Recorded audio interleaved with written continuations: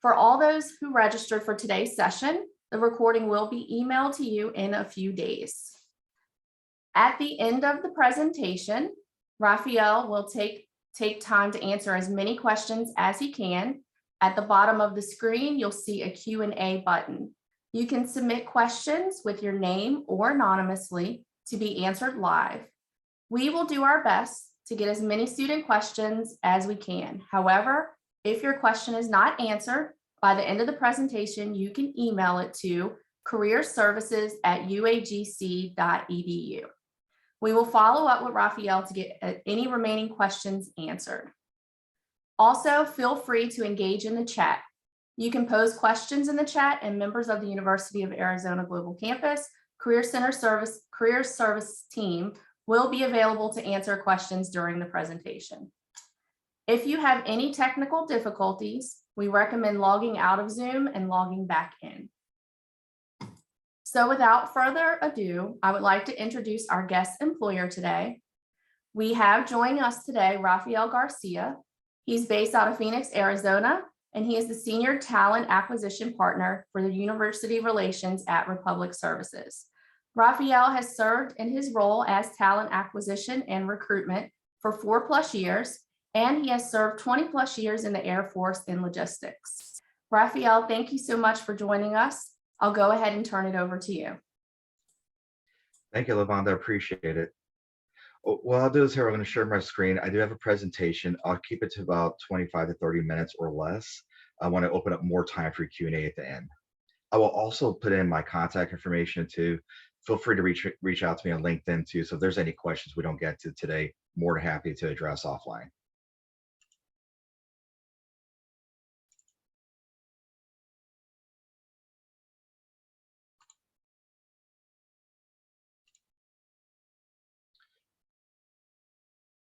Lavonda, I just wanted to do a quick check. Is that showing okay on your end for the slide deck? Yes, we can see everything perfect. Perfect. Well, once again, welcome everybody. Thank you for coming for the Republic Services information session today. This will be more of a broad information session. We do have a lot of opportunities, so won't cover every single thing, but I just want to give you a general snapshot and then open up more Q&A. Also, I'm more than happy after the Q&A session, if there's some time, maybe like next week, that you wanted to have more of a private conversation, we can do that too offline if you're looking at particular roles. Just a quick snapshot about me. As Lavonda said, I've been with the company over 4 years now. I started out in field recruitment and then moved over to our emerging talent team. So my primary job is to find student talent for our various leadership development programs. However, I also connect graduating students into a direct hire, just-in-time hiring phases for both our corporate, IT, and our field teams. And we'll go over that here in a little bit here. And just a little snapshot about me, some of my background. I did not do recruiting in the military. It was operations and logistics, supply chain, plus a few of the other things that the military assigned to me in there. I kind of fell into that in the private sector when I transitioned out. Today's agenda, I'm just going to give a quick company overview. Then we'll jump into a little more about like operations of what we do. We'll touch on some different career paths, and then also talk a little bit about the recruitment process and where to go to apply, and then we'll open up Q&A. All right, who are we? So I knew of Republic Services prior to joining the company. I'll be honest, I was not looking to get into a trash company when I got out, but I was blown away by the recruitment process. The job shadow actually blew me away too, and it helped kind of seal the deal. I wish I would have found Republic Services right outside the military. It would have been, it's been a great fit for me. So we're the second largest non-hazardous collection of recycling and waste in the country right now. So we're about 41 states. We have 165 business units across those states. Kind of give you an idea what a business unit is like. It's anywhere from 1 to 5 locations that make up one business unit. Could be a combination of hauling, post-collections operations, which includes recycling, landfills, and transfer stations. And then they also usually have maintenance bays attached to hauling facilities too. 200+ employees on average for a business unit, and then looking at anywhere from profit and loss of 50 million to over 100 million. Just depends on the size of the city and operations. But we got about 35,000 employees across those 41 states. So on the traditional waste and recycling side, we divided the country to 10 different regions. There are regional offices with an area president and directors and specialists to help support each region. Each region does about $1 billion roughly in business. And then they all report back to our headquarters here in Phoenix, where I'm based out of. This gives a little more numbers here, kind of focus more on the fleet. We have 16,000 vehicles across the country. It's a very large fleet. We are starting to transition some of those on the West Coast first. So in California, Idaho, we've launched some electric vehicles. That's a new push that we're pushing into there. About 79% of our fleet right now is diesel, which is not very clean burning. So we want to transfer a lot of, especially our residential routes, which are more condensed, into electric vehicles.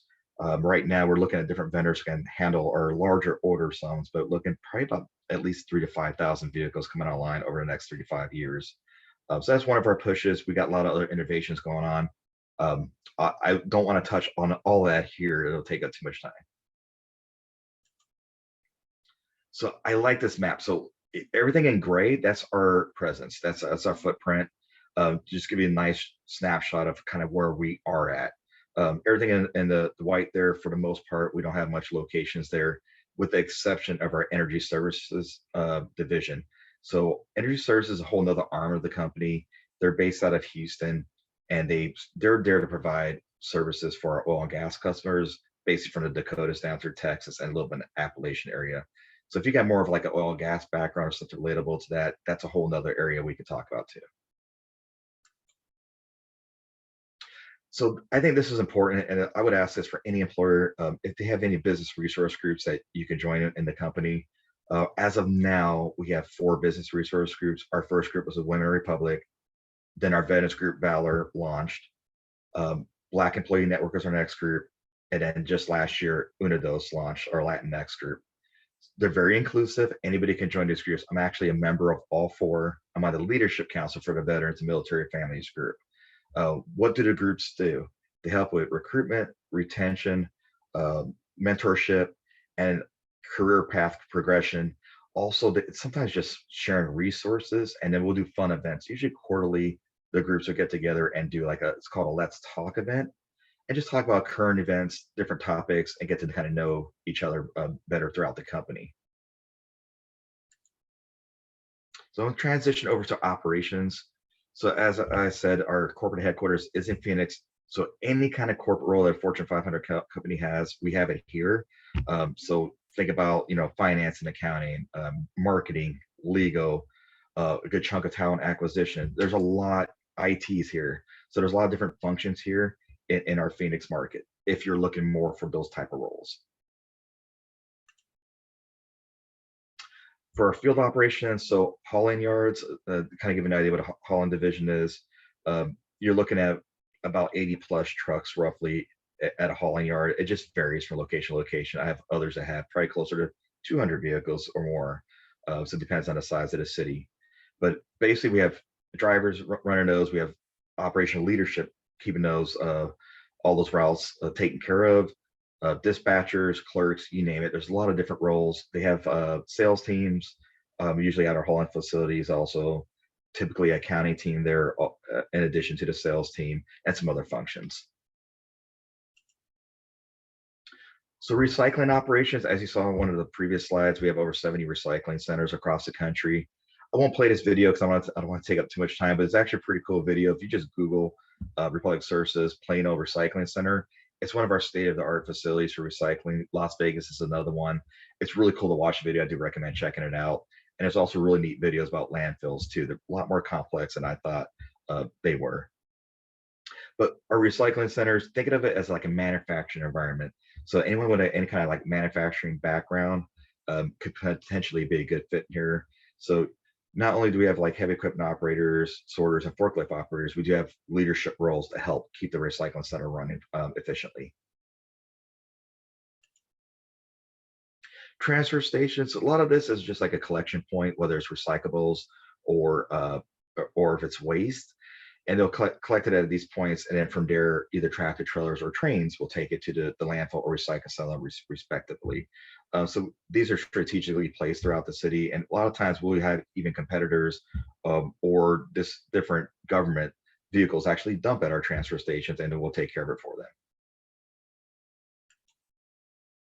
Landfill, like I said, there's some videos on this online that dives into this a lot deeper. Just a quick picture is kind of a little harder to see probably in the presentation, but it gives you an idea how complex it is. So it's not just covering it up with dirt and forget about it.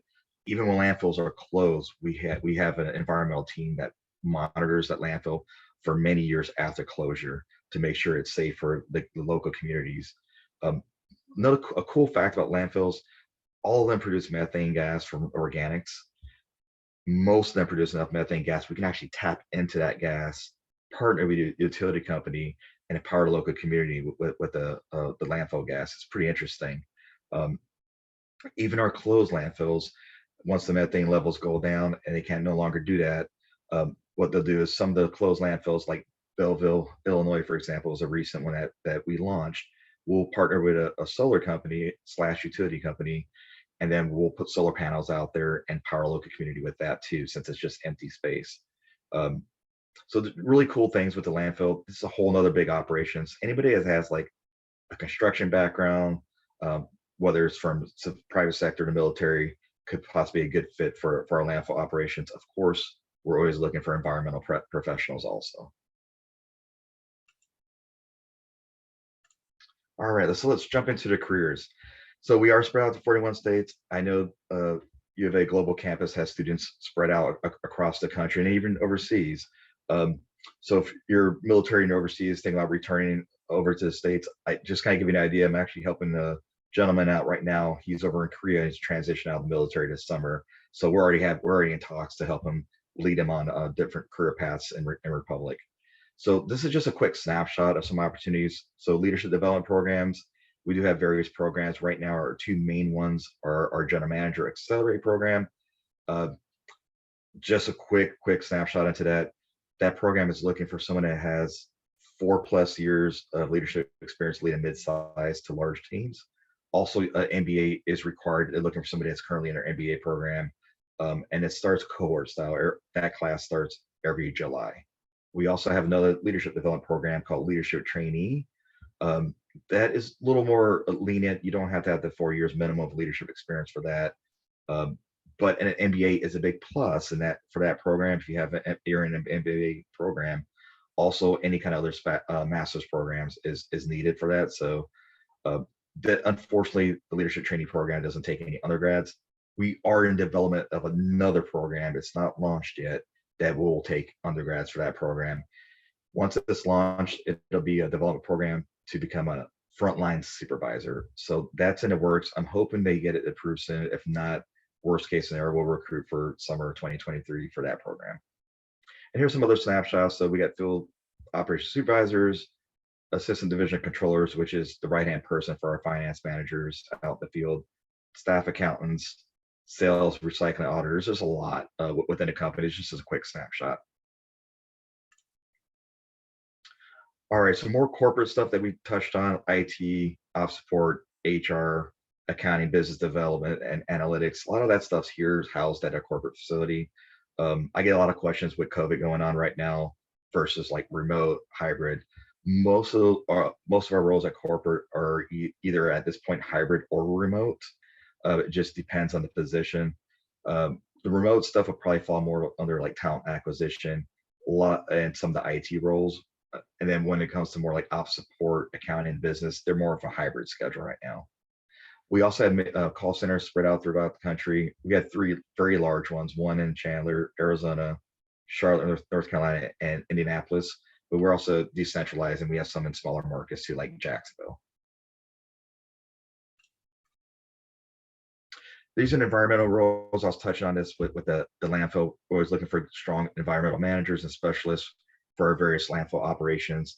Also, we do have more corporate functions here, for example, like the special waste analyst, a role that we have here at corporate to help support all the different functions in the field. All right, now touching more what the recruiting process looks like. So this is going to vary per role, but this is just a general snapshot. This is our website where we go to apply for jobs. For anybody who's either transitioned military or a veteran, we do have a special site under the careers tab just for veterans. You can actually put in your job code and it'll let you know what some of the jobs that match your job code, or job codes like me where I switched careers within the military. Also, we do have a students page. That's where we house a lot of our leadership development programs. We do have an internship right now, but it's basically a pipeline for our general manager accelerate program. That's the only one that in fact, I'm running interviews for that right now. So that's also housed on our student/intern page. I'm gonna go to the next slide here for kind of this is just a very quick snapshot. I got a handout. So if you want to know kind of like what benefits we have, I know you have a lot of options out there for employers. You can compare that. I got a handout I can send to you, but it'll break down all these different various benefits there. I get a lot of questions on usually like the 401k stuff. So it's a full match up to 3% contributions. If you want to do another 2% on top of that contribution wise, that's a half match for the additional 2. So basically, if you add it all up, free money would basically up to 4% if you think about it. I always tell everybody to maximize contribution. I encourage that. It is administered by Vanguard. There's a lot of options, and you can also do Roth or a traditional 401k or a combination of the two. You can also split it out and allocate it. But that's the question I get a lot on that. But like I said, please reach out to me if you want a handout on this. As promised, I'm going to go ahead and drop this because I really want to open up for Q&A.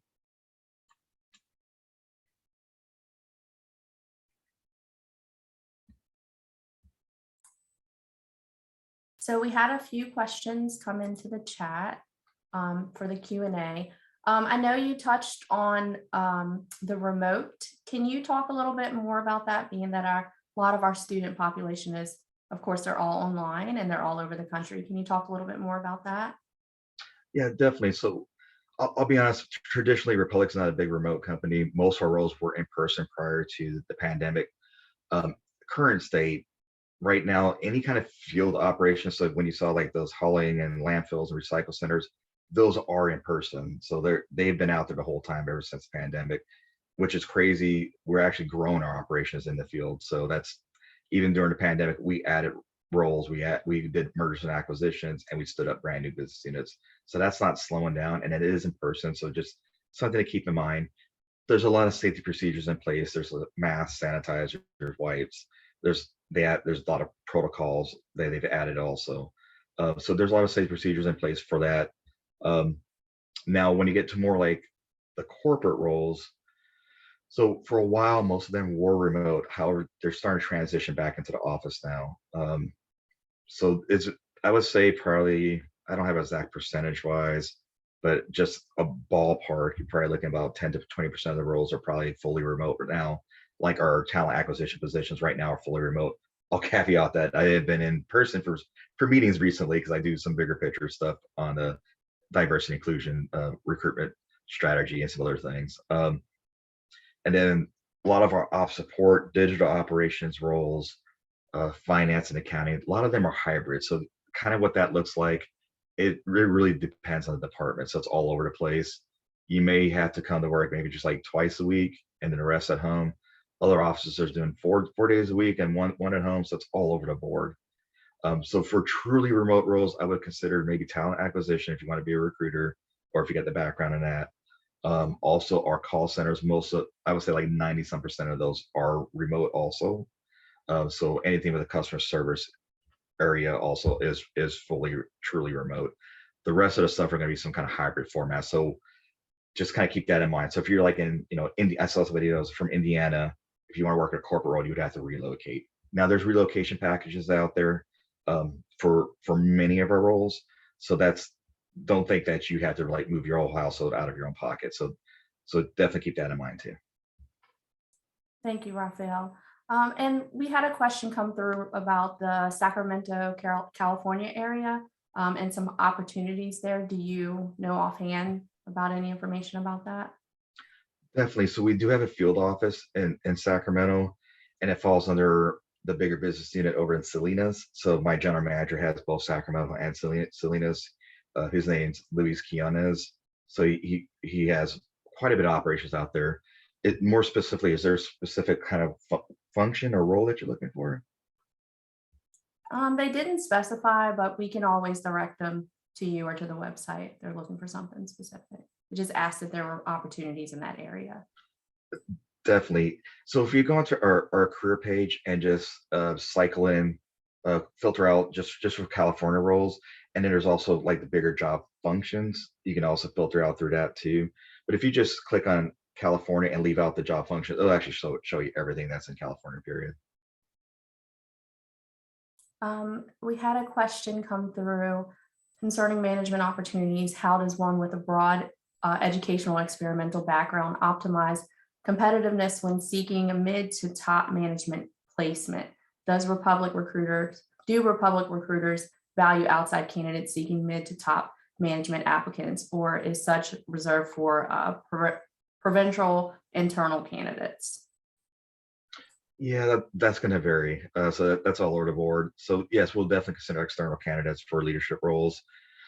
So that's very broad. So let me try to cover as much as I can. So for our field operations, we have frontline supervisors, whether they're ops supervisors is one of the titles you'll see, or maintenance supervisors if you got a background in maintenance, like especially with diesel or compressed natural gas. Um, if you see those roles, those are a little more flexible. They prefer a bachelor's, but not exactly required for those roles. But they do prefer a bachelor's for supervisor frontline roles. Um, External, internal, doesn't matter. Anybody can apply for those positions. And then also for our management level, which would be your next step up. So your ops manager, which usually has 3 to 6 supervisors reporting to them and a department budget to run. Usually for that, they want minimum of a bachelor's degree, prefer a master's if you have one, especially if you got an MBA, but it's not required. Because you're running bigger teams, you got a budget to run also, and then you do have some customer facing, and you have to work with the other functional leaders, like the sales team, for example. There are manager roles, so if you get a sales background, there's a sales supervisor and sales manager. And then for the accounting side, we do have a finance manager and an assistant division controller, which is the finance manager's right-hand person. They're basically like a supervisor. And then we have usually a staff accountant and some billing and collection specialists too.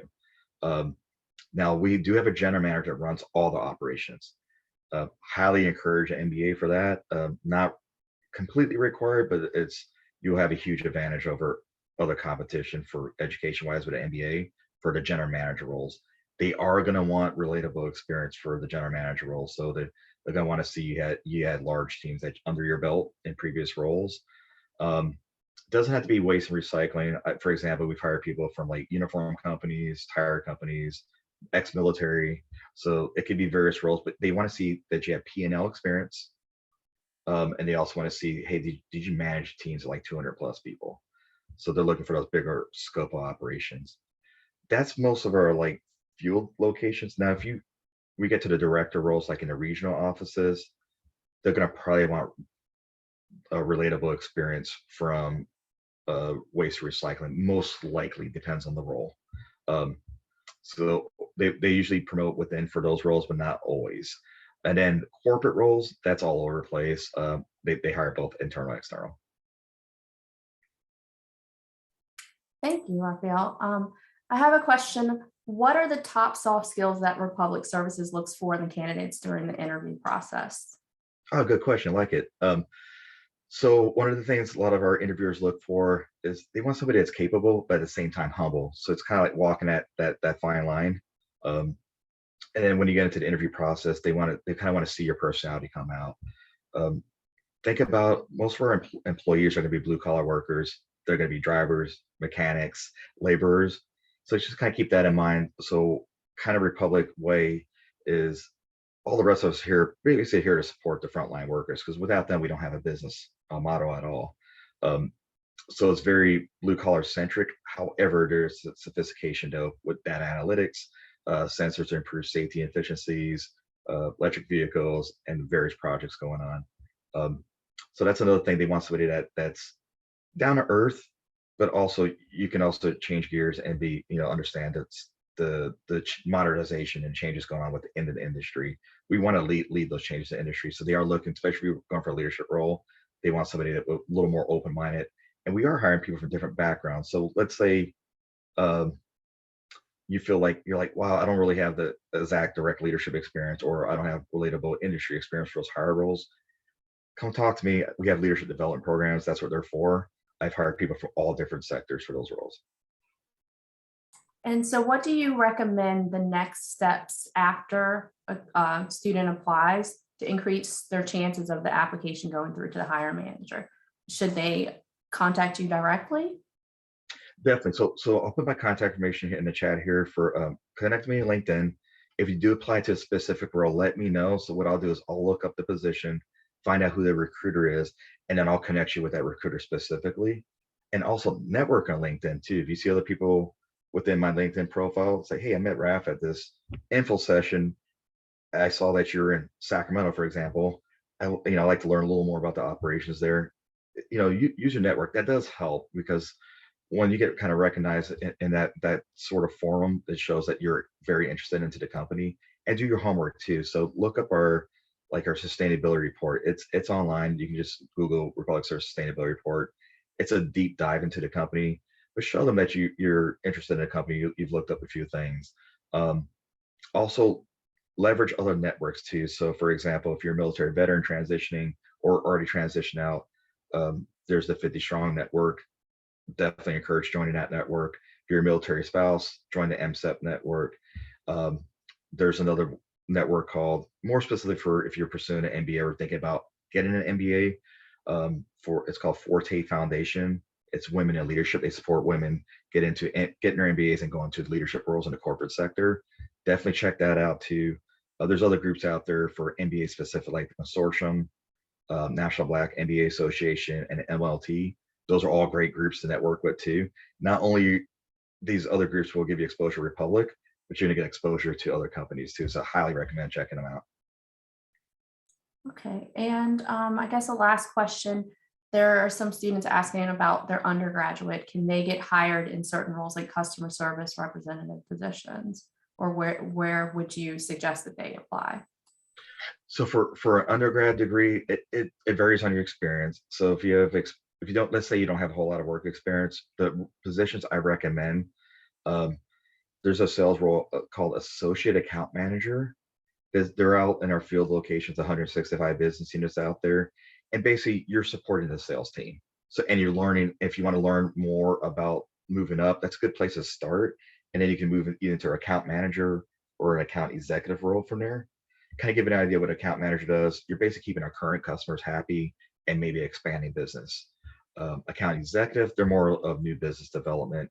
And of course, there's leadership roles. We also have roles for anybody that has like a government background or possibly military background, contracting, that sort of stuff. We do have a role called municipal administrator.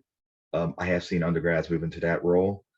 So that's another one I would consider too. We don't have as many of those as associate account managers, but that's something to look into.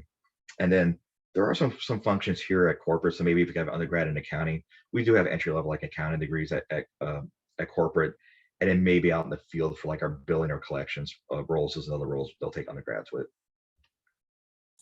Awesome, thank you. So it looks like our time is coming to a close, but I want to thank you, Raphael, for joining us. If you want to connect with Republic Services and other organizations that are actively hiring for full-time positions and internships, you can log into Handshake through your student portal. Keep an eye on Handshake or the UAGC Connect for more career service events. In a few days, you will receive a follow-up email with a link to this recording and information about Republic Services. If you have any questions for the University of Arizona Global Campus Career Services on your resume, cover letter, job search, please email Career Services at UAGC or log into Handshake through your student portal to explore more resources. Thank you so much, Raphael, and thank you everyone for joining us today. Lavonda, real quick before we close, I did drop in my contact information. It's probably best to connect me on LinkedIn. My email gets blown up quite a bit, and it's hard for me to get it on the phone. But it is out there for any students who want to connect me on LinkedIn for specific like roles and locations. I will make sure to send that information out to them. Thank you very much. Thank you, everybody. Thanks for coming. Thank you. Bye-bye.